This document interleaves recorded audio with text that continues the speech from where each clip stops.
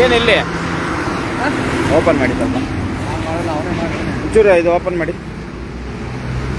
ಸ್ನೇಹಿತರೆ ನಮಸ್ತೆ.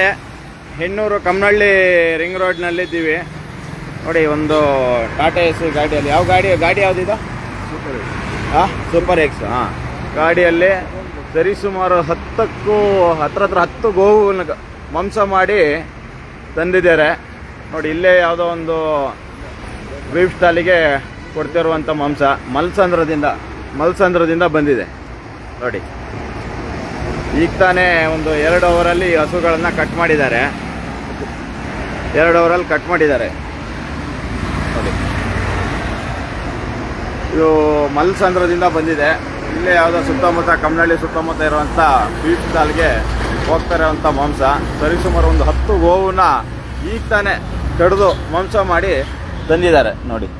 ಮುಂದೆ ನೀವು ನೋಡ್ತಾ ಇರ್ಬೋದು ಕಾಲು, ಇದು ಬೋಟಿ, ತಲೆ ನೋಡಿ. ಈ ರೀತಿಯಾಗಿ ನಿರಂತರ ಬೆಂಗಳೂರಿಗೆ ಗೋಮಾಂಸವನ್ನು ಗೋಹತ್ಯೆ ನಿಷೇಧ ಇದ್ರೂ ಕೂಡ ಕರ್ನಾಟಕದಲ್ಲಿ ರಾಜಾರೋಷವಾಗಿ ಗೋಮಾಂಸನ ಸಾಗಾಟ ಮಾಡ್ತಾ ಇದ್ದಾರೆ. ಈಗ 112ಗೆ ಕಾಲ್ ಮಾಡಿದ್ದೀವಿ. ಬಾನ್ಸ್ವಾಡಿ ಸ್ಟೇಷನ್ ವ್ಯಾಪ್ತಿಯಲ್ಲಿ ಬರುತ್ತೆ ಇದು.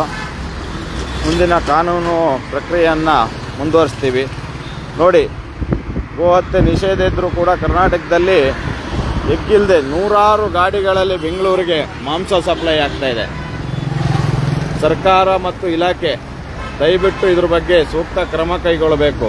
ಗೋಹತ್ಯೆಯನ್ನು ನಿಷೇಧ ಇದ್ದರೂ ಕೂಡ ಈ ರೀತಿಯಾಗಿ ಎಗ್ಗಿಲ್ಲದೆ ಗೋಹತ್ಯೆ ಮಾಡ್ತಾ ಇದ್ದಾರೆ. ಇವ್ರ ವಿರುದ್ಧ ಕಠಿಣ ಕ್ರಮ ಕೈಗೊಳ್ಳಬೇಕು.